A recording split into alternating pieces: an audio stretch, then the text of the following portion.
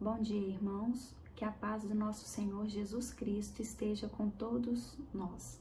Hoje, 19 de abril de 2020, terceiro domingo, geralmente nós nos reunimos para fazer a abertura da escola dominical num café comunitário, mas infelizmente não será possível.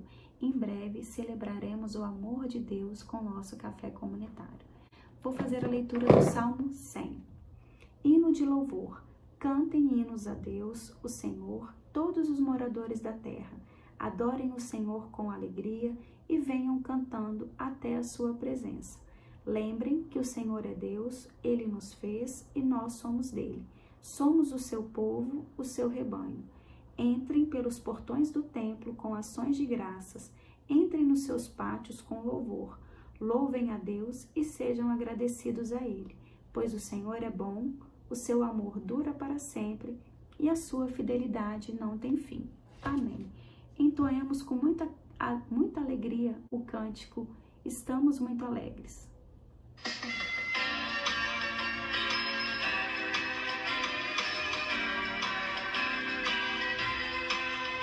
Estamos muito alegres, Jesus está aqui. Sentimos muito amor, sentimos união, sentimos que Jesus está aqui em nosso meio, por isso temos paz no coração. Sentimos que Jesus está aqui em nosso meio, por isso temos paz no coração. Realmente estamos muito alegres. Estamos alegres porque conseguimos manter uma unidade com esses encontros através dos nossos cultos, os nossos encontros virtuais, que tantos nos fortalecem, encorajam e animam. Obrigada aos nossos pastores e aos professores que se dedicam com tanto amor a todos nós. Também estamos muito alegres pelos aniversariantes da semana. No dia 18, ontem, tivemos a jovem Priscila.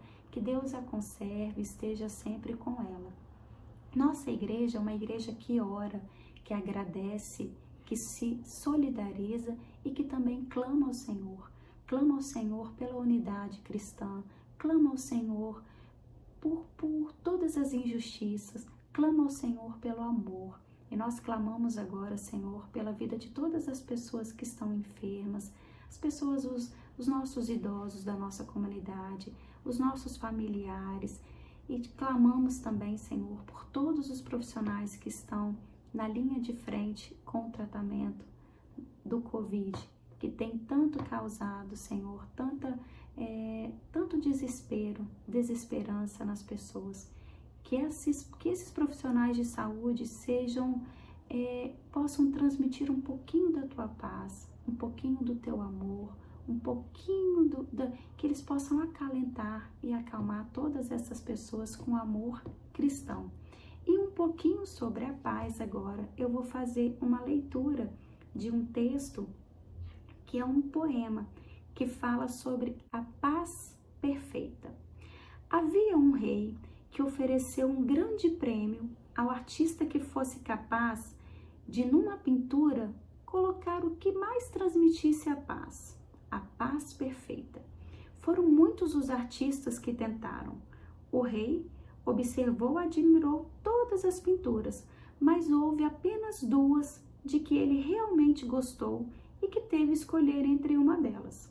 A primeira era um lago muito tranquilo.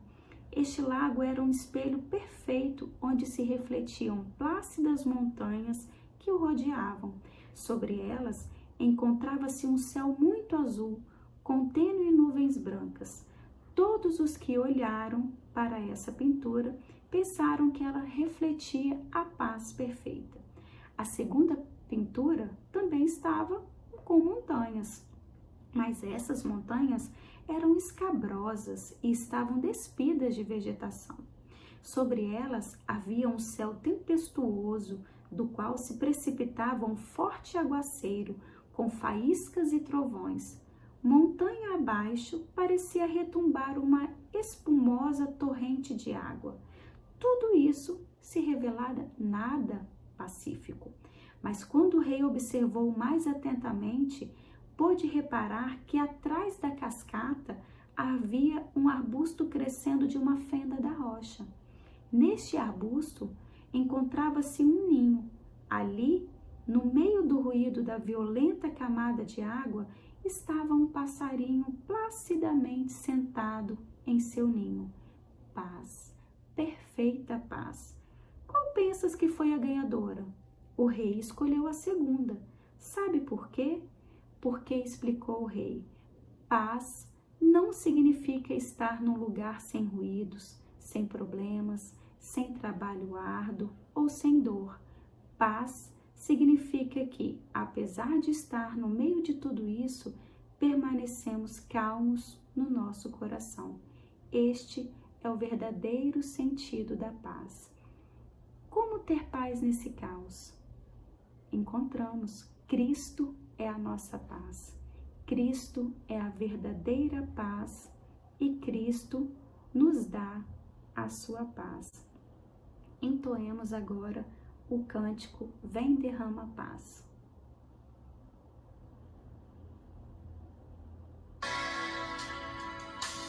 Vem derrama paz, vem derrama as bênçãos sobre este povo que se chama povo teu. Dá-nos teu amor, dá-nos tua força, para que tentações não venham a nos desviar. E a glória seja dada a ti, pelo que tens feito, pelo que tens sido, pelo que farás em nós. E a glória seja dada a ti, pelo que tens feito, pelo que tens sido, pelo que farás em nós. Um bom domingo a todos.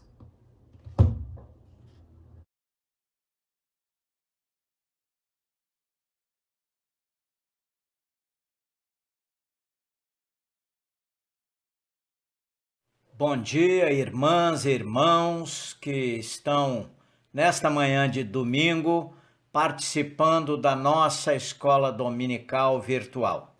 A nossa lição de hoje é a lição número 10, a revista é Andando com Deus, e o título da nossa lição de hoje, Em Cristo temos a cada dia um novo desafio. Na nossa introdução, nós vemos que na Bíblia a gente encontra os nossos heróis da fé. Abraão, Moisés, Ruth, Davi, Daniel, Maria, João, Pedro, Paulo e outros. Se a gente botasse aqui para cada um e falando um, a gente ia gastar talvez aí um bom pedaço, lembrando e fazendo justiça a todos aqueles que dedicaram o seu tempo, a sua vida ao reino de Deus. Mas eu gosto sempre de lembrar os heróis da fé do nosso tempo. Agora, na comemoração do aniversário da nossa igreja, eu me lembro que na celebração foram apresentados vários dos nossos irmãos e irmãs que participaram da fundação da nossa igreja presbiteriana do Ibis. E aí eu me lembro da dona Rosales, eu me lembro do seu José de Souza, eu me lembro do reverendo Cosmo, me lembro do reverendo Cleves, me lembro da dona Neuza, do seu Newton, e vai por aí afora. A gente ia ficar aqui lembrando também, contando todos os nossos irmãos e irmãs que já passaram e lembrar dos nossos heróis da fé que estão vivos. É importante a gente sempre lembrar e fazer jus e reconhecimento a esses que se dedicam à caminhada do povo de Deus. Mas Quais são os desafios que nós temos a cada dia? São os escolhidos por Deus, que não estavam automaticamente preparados pelo Senhor.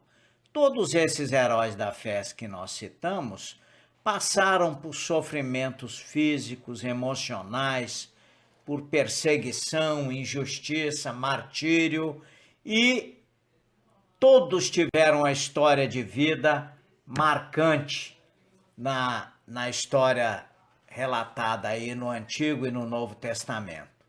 Mas tinham algo em comum. Primeiro era a convicção. Todos eles tinham certeza do que queriam e daquilo para o qual Deus os tinha chamado. Tinham motivação, tinham ânimo, vontade de fazer. Mas mais do que isso, tinham uma certeza. E que certeza é essa? A certeza que o profeta Isaías, no capítulo 41, versículo 8, nos disse: não fiquem com medo, pois eu estou com vocês. Não se apavorem, pois eu sou o seu Deus. Eu lhes dou forças e os ajudo. Eu os protejo com a minha mão forte.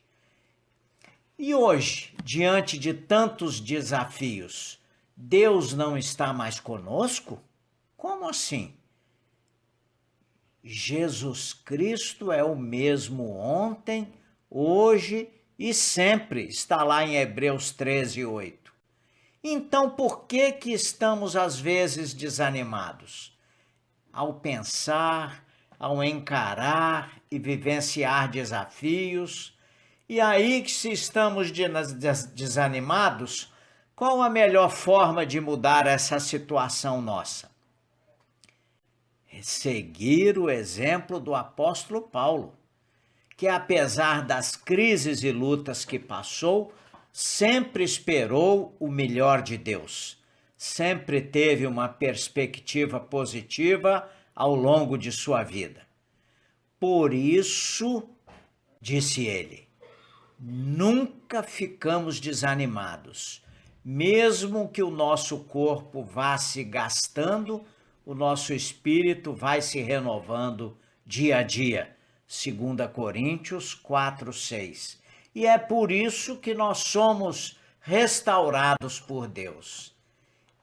E aí nós vamos no item 1 da nossa lição, passada a introdução, né? A restauração de Deus nos ajuda a pensar com ânimo renovado. E qual era a preocupação do apóstolo Paulo? O que é que ele queria explicar para nós? Ele passava por dificuldades, ele tinha muitas oposições, muita gente contrárias a ele e muitas adversidades ele passou. Fazem parte da vida dos cristãos e fortaleciam ainda mais seu relacionamento com Deus. A restauração de Deus nos ajuda a pensar com ânimo renovado? Sim. Então, como renovamos o ânimo e mudamos a atitude? Mudamos a atitude pela sensibilidade para ver o que Deus faz em nós e renovar diariamente o nosso interior. E aí Isaías 40, versículo 31, nos diz: mas os que confiam no Senhor recebem sempre novas forças, voam nas alturas como águias, correm e não perdem as forças, andam e não se cansam. Bom, aí o item 2 da nossa lição diz que em Deus enxergamos o melhor em cada situação. E como é que o apóstolo Paulo nos orienta? Ele passou por grandes lutas que poderiam levar qualquer um ao desânimo. Mas ele, na segunda carta aos Coríntios, capítulo 4, versículo 17, nos diz: e essa pequena e passageira aflição que sofremos, vai nos trazer uma glória enorme e eterna, muito maior do que o sofrimento. E o item 3 da nossa lição diz: em Deus nossas motivações apontam sempre para a eternidade. E quais preocupações nos atrapalham para isso? O trabalho, a carreira, os estudos, a família, os relacionamentos pessoais? Quanto tempo você investe diariamente em oração, em meditação e em leitura da palavra de Deus? E aí a gente chega a se perguntar ou a constatar, olhar sempre na perspectiva da eternidade. Fortalece o nosso ânimo, a nossa fé e a nossa atitude. E como está escrito, a fé é a certeza de que vamos receber as coisas que esperamos e a prova de que existem coisas que não podemos ver. Hebreus 11, 1. Concluindo a nossa lição, nós vemos que temos que renovar nossa vida com Cristo para ter atitude e pensamento renovados. Enxergar o propósito de Deus em nossa vida para também poder afirmar, como o apóstolo Paulo: fiz o melhor que pude na corrida, cheguei até o fim e conservei a fé. 2 Timóteo 4:7. Fiz o melhor que pude na corrida, cheguei até o fim e conservei a fé. Amém, meus irmãos e minhas irmãs?